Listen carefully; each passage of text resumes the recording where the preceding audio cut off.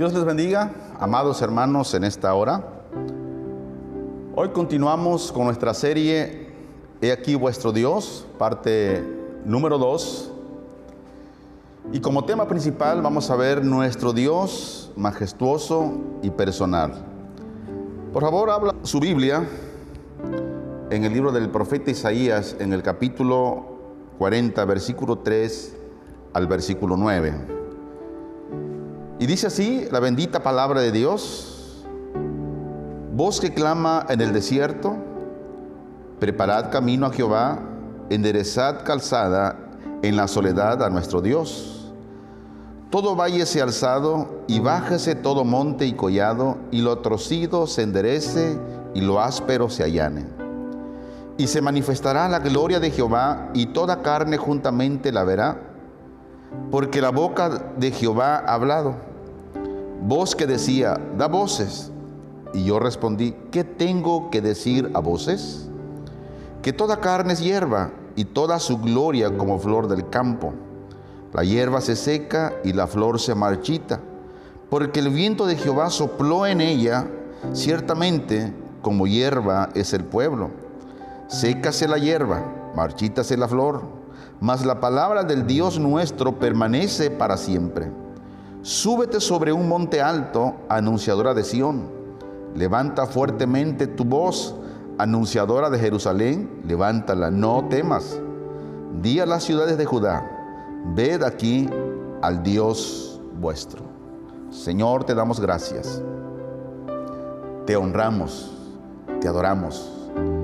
Gran majestad. Tu grandeza, Señor, y tu gloria es, Señor, incomparable. Y que en esta hora el Espíritu Santo quite de nosotros toda capa de ignorancia espiritual, Señor, que hubiese, Señor, en nosotros. Y haznos libres para darte una verdadera adoración, porque tú eres santo. En el nombre de Cristo. Amén. Nuestro Dios majestuoso y personal. Dijo el profeta Isaías, he aquí vuestro Dios. El profeta Isaías hace una diferencia entre lo temporal y la majestad de Dios. Majestuoso es una palabra que viene a mi mente cuando pienso en el Dios vivo. Pero en sí, ¿qué significa majestad? Es una palabra bíblica usada para expresar el pensamiento de la grandeza de Dios. El Señor reina vestido de majestad. En el glorioso esplendor de tu majestad meditaré, dijo el salmista David en el Salmo 145. Pero recordando la gloria de Dios, el apóstol Pedro, cuando fueron testigos de esa glorificación, de esa gloria de Dios manifestada en la transfiguración. Y por ese motivo y esa razón, el apóstol Pedro escribe en 2 de Pedro 1:16 y dice: porque no os hemos dado a conocer el poder y la venida de nuestro Señor Jesucristo siguiendo fábulas artificiosas, sino como habiendo visto con nuestros propios ojos su majestad. Lo que ellos vieron con sus propios ojos fue al Dios encarnado caminando en la tierra con ellos.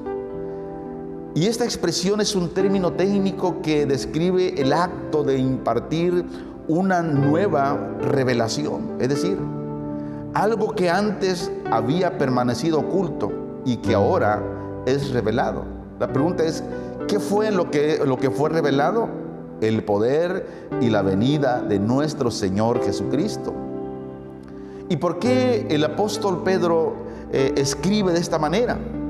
Bueno, los falsos maestros se oponían a Pedro y habían tratado de desmantelar la doctrina de la segunda venida de Cristo, acerca de la cual el apóstol Pedro había hablado y escrito con claridad.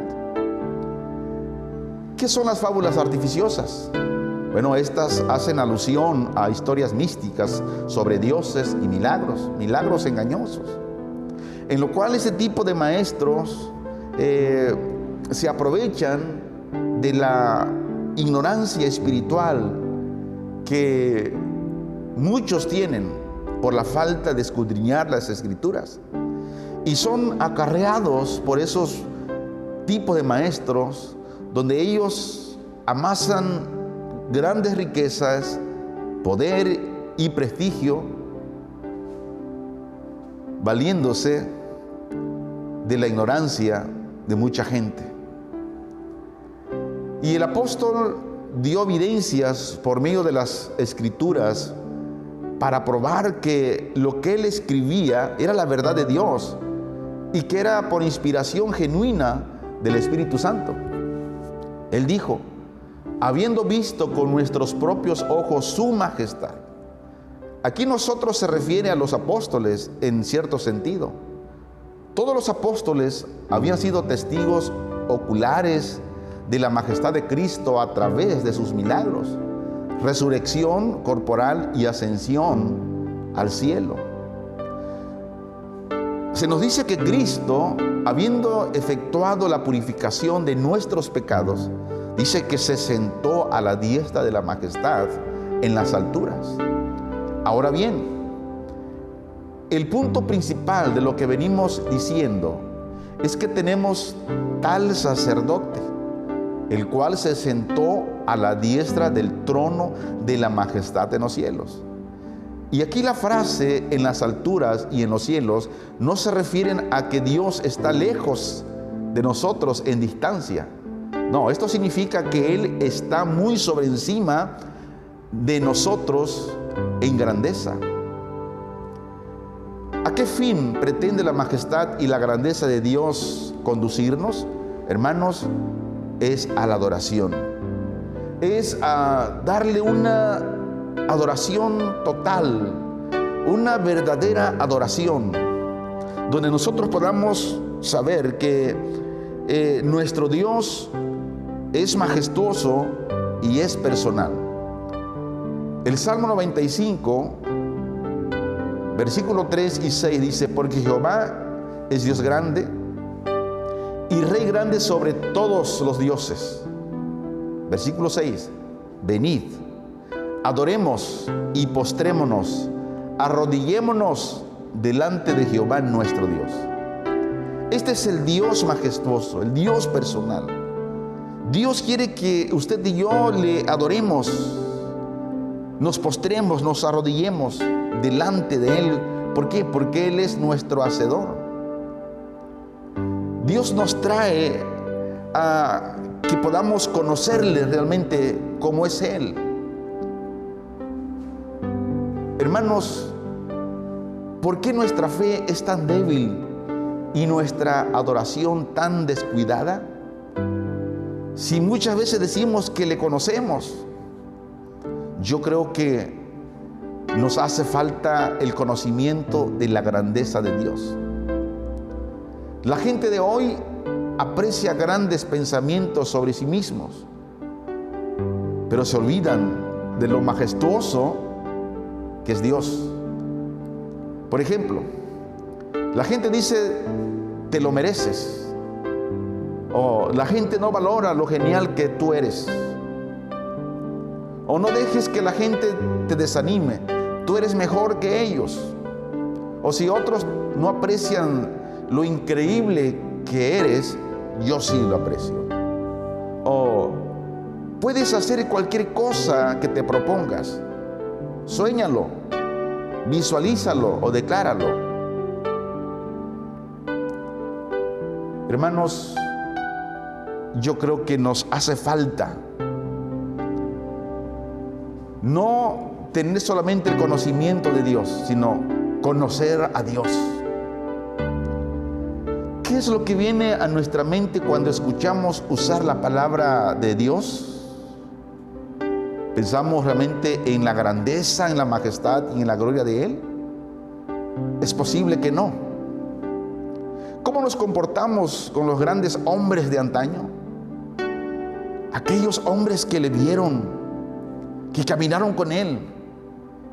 Y tal vez algunos que no le vieron ni caminaron con Él, pero que creyeron y le conocieron y lo tomaron como el Dios majestuoso y el Dios personal.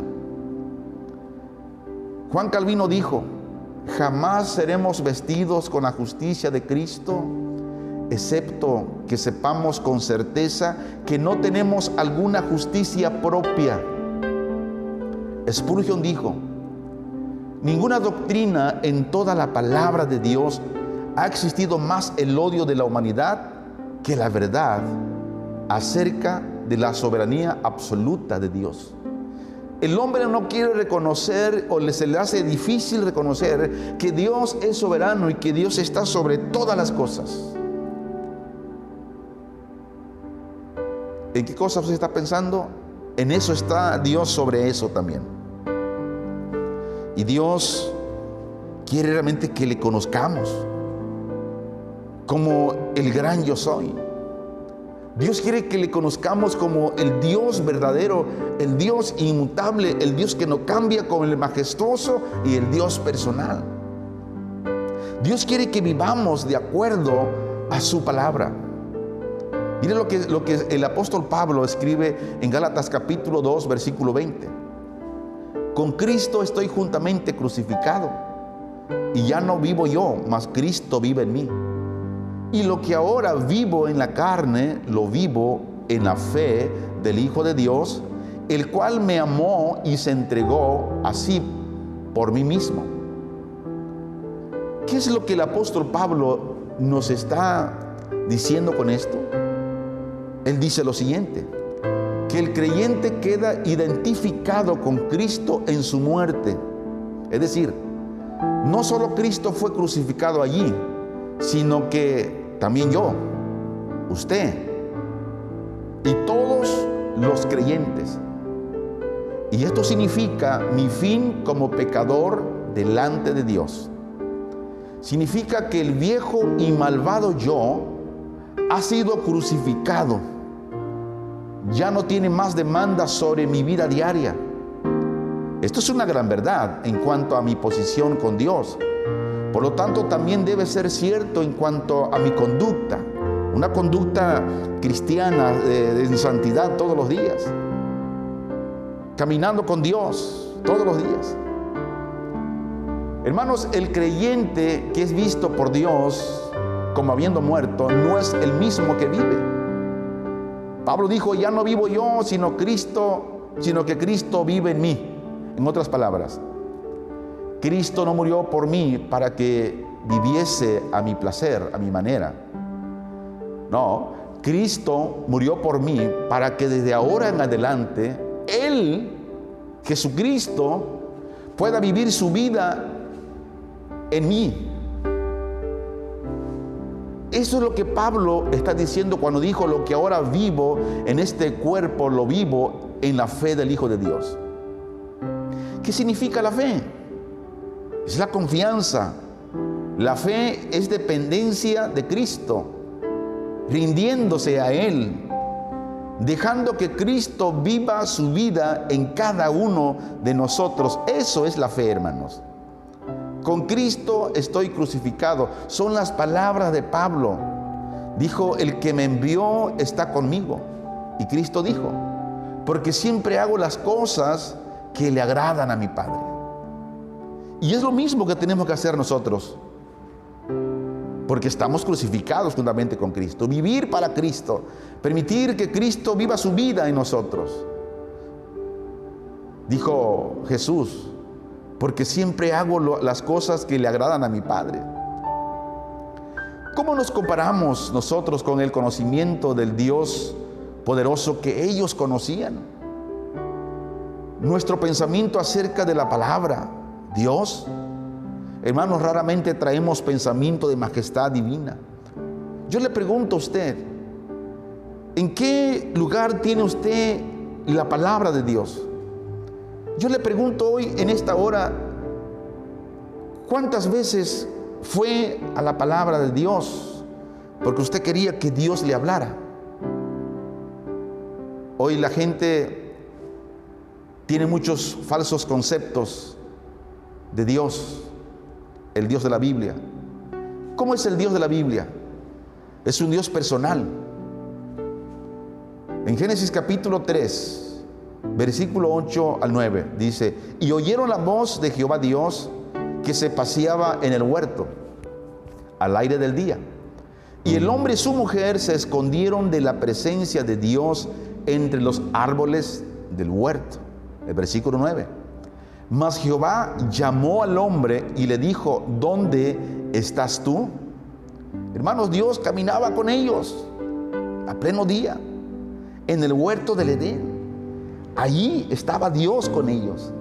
Y Génesis capítulo 3, versículo 11 al 13 dice: y Dios le dijo: ¿quién te enseñó que estabas desnudo? ¿Has comido del árbol de que yo te mandé no comieses? Y el hombre respondió: la mujer que me diste por compañera me dio del árbol y yo comí. Entonces Jehová Dios dijo a la mujer: ¿qué es lo que has hecho? Y dijo la mujer: la serpiente me engañó. Y luego dice: y comí. Dios hace preguntas, hermanos, no porque está ignorante de las cosas. Dios es omnisciente, Dios lo sabe todo. Dios es omnipresente y Él está en todas partes al mismo tiempo. Pero sin embargo, Dios habla en un lenguaje para que el humano pueda entender. Y luego mismo Génesis, en el capítulo 11, versículo 5 dice: y descendió Jehová para ver la ciudad y la torre que edificaban los hijos de los hombres. Aquí cuando estos hombres, cuando después del diluvio dijeron: pues ¿sabes qué? Hay que ponernos de acuerdo, hay que construir una torre para cuando, si llegase a llegar un diluvio, pues no muramos. Hermanos, y iban, o sea, ahí se ve el orgullo del hombre. Y así es que Dios vio, dice que eran un solo hombre y llevaban en buen avance esa construcción. Pero ¿qué dice? Y descendió Jehová para ver la ciudad y la torre que edificaban los hijos de los hombres. Dios bajó del cielo para indagar la actividad de sus criaturas, pero no porque Él es ignorante o desconozca y que tiene que bajar para investigar y saber las cosas, no, sino que Él nos habla de algo figurativo. La Biblia lo presenta aquí como una persona viva que siente, piensa, razona, aprueba el bien y desaprueba el mal. Siempre está interesado por sus criaturas.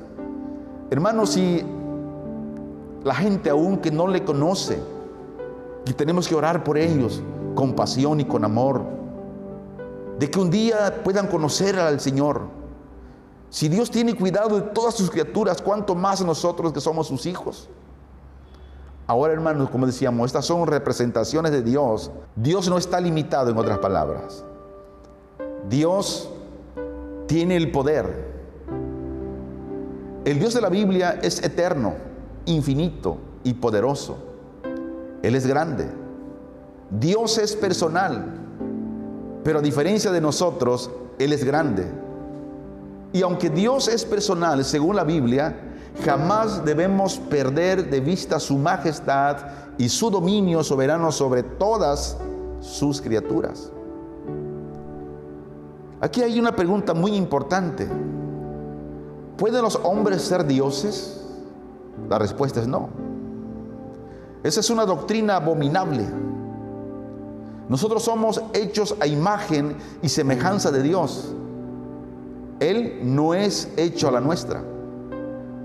El libro de Génesis habla de cómo Dios como creador trajo orden del caos. Por eso aquí quiero detenerme un poquito para decir de aquellos que creen que declarar lo que no es como si fuese, se hará, o visualizar o soñar. No, hermanos, escuche esto. No somos dioses. El único que puede declarar las cosas que no son como si fuesen es Dios. Él sí. Cuando no había luz, dijo: hágase la luz, y al momento la luz fue hecha. Dijo: sepárense las aguas de las aguas. El mar se separó, los ríos, las lagunas se separaron, porque Él es Dios. Ahora, ¿qué es lo que el creyente puede declarar? Su palabra, su grandeza. Decir: Señor, yo declaro que tú eres santo, porque ella es santo. Declaramos tu majestad, tu señorío, Señor. Es lo que el Hijo de Dios, el creyente, puede hacer. Él trae a la existencia la vida por medio de su palabra hablada y por medio de su Santo Espíritu. Dice que Dios formó a Adán del polvo de la tierra y a Eva de su costado. Pero ¿qué pasó? Dice que cuando ellos desobedecieron, Dios maldice la tierra y somete ahora a la humanidad a la muerte física. Y al hacerlo, Él cambia las leyes de la naturaleza que Él mismo creó. Y Abraham lo llama Dios Altísimo, creador del cielo y de la tierra, donde toda la historia es gobernada por su influencia, donde nada escapa de su atención. Dios tiene todo bajo control. Otra prueba de la grandeza de su poder es que Él hace predicciones detalladas del tremendo destino que Él propone y ordena para la simiente de Abraham. Vaya a Génesis capítulo 12, por favor, versículo 1 al 3, y mire lo que dice. Pero Jehová había dicho a Abraham: vete de tu tierra y de tu parentela y de la casa de tu padre a la tierra que te mostraré. Y haré de ti una nación grande y te bendeciré y engrandeceré tu nombre y serás bendición. Bendeciré a los que te bendijeren y a los que te maldigan maldeciré. Y serán benditas en ti todas las familias de la tierra. Ahora, el capítulo 13 del mismo Génesis, por favor. Capítulo 13 de Génesis, versículo 14 al 17, dice: y Jehová dijo a Abraham, después que Lot se apartó de él: alza ahora tus ojos y mira desde el lugar donde estás hacia el norte y el sur, y al oriente y al occidente. El versículo 15: porque toda la tierra que ves la daré a ti y a tu descendencia para siempre, y haré tu descendencia como el polvo de la tierra, que si alguno puede contar el polvo de la tierra, también tu descendencia será contada. Levántate, ve por la tierra a lo largo de ella y a su ancho, porque a ti, ¿qué dice? La daré. O sea, qué poderoso es Dios. O sea, Dios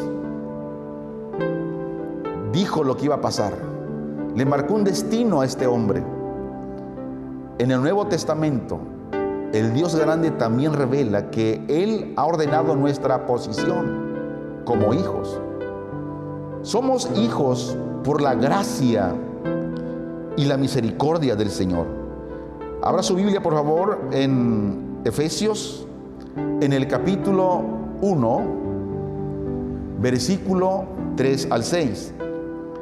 Dice: bendito sea el Dios y Padre de nuestro Señor Jesucristo, que nos bendijo con toda bendición espiritual en los lugares celestiales en Cristo, según nos escogió en Él antes de la fundación del mundo, para que fuésemos santos y sin mancha delante de Él, en amor, habiéndonos predestinado para ser adoptados hijos suyos por medio de Jesucristo, según el puro afecto de su voluntad, para alabanza de la gloria de su gracia, con la cual nos hizo aceptos en el amado. Solo un Dios grande, poderoso, majestuoso, y un Dios de majestad podría haber preordenado esto. Qué maravilloso. O sea, desde antes que yo fuese formado en el vientre de mi madre, Dios ya me había elegido, preordenado para estar predicando en este lugar. Solo un Dios grande y un Dios de majestad podía hacer esto, conforme al consejo de su propia voluntad y propósito. Hermanos, por eso qué hermoso es servirle a nuestro gran Dios. Volvemos a Isaías en el capítulo 40, en el versículo 9 al 14. Dice: súbete sobre un monte alto, anunciadora de Sión, levanta fuertemente tu voz, anunciadora de Jerusalén, levántala. No temas, di a las ciudades de Judá: ved aquí al Dios vuestro. He aquí que Jehová el Señor vendrá con poder y su brazo señoreará. He aquí que su recompensa viene con él y su paga delante de su rostro. Como pastor apacentará su rebaño, en su brazo llevará a los corderos y en su seno las llevará, pastoreará suavemente a las recién paridas. ¿Quién midió las aguas con el hueco de su mano y los cielos con su palmo? Con 3 dedos juntó el polvo de la tierra y pesó los montes con balanza y con pesas los collados. ¿Quién enseñó al Espíritu de Jehová o lo aconsejó enseñándole? ¿A quién pidió consejo para ser avisado? ¿Quién le enseñó el camino del juicio o le enseñó ciencia o le mostró la senda de la prudencia? Hermanos, tal es la majestad de Dios, que se revela a sí mismo en las Escrituras. He aquí vuestro Dios. Esta es la verdad de la revelación poderosa del impresionante poder de nuestro Dios. Esta verdad debe transformar nuestra vida, debe traernos a vivir humildemente delante de Él. Y escucha esto: y si no lo hacemos, no es porque Él carece de nada, sino simplemente porque no hemos captado ni entendido la majestad y grandeza de nuestro Dios. Termino haciendo estas preguntas y dando esta conclusión. ¿En qué concepto tiene a Dios? ¿Cómo es para usted el Dios de la Biblia? ¿Es para usted un Dios personal o un Dios distante? ¿Cuál es su pensamiento acerca de la palabra de Dios? ¿Se esmera por agradarle al Señor? ¿Se preocupa cada día para comer de su palabra y esperar que Dios le hable por medio de la palabra de la Escritura? No caiga en el error que muchos han caído, que andan de evento en evento, y lo digo con todo respeto, no con el fin de hacerlo sentir mal. Yo no digo que ir a un evento cristiano es malo, es bueno, y más cuando se habla de la palabra de Dios y cuando se ora. Extraordinario. Pero no vaya a esos eventos porque usted diga: voy ahí a ese lugar porque quiero que Dios me dé una palabra, quiero que Dios me hable. Escuche esto: si usted quiere, o si alguien quiere o desea que Dios le hable todos los días, entonces le aconsejo que todos los días, al levantarse, vaya a la Biblia, vaya a las Escrituras, y Dios le hablará. Porque Dios es personal y es majestuoso. Dios es una persona viva, que siente, que piensa, razona, aprueba el bien y desaprueba el mal. Dios siempre está interesado en sus criaturas. Por lo tanto, vivamos como lo dijo Pablo cuando dijo: con Cristo estoy juntamente crucificado.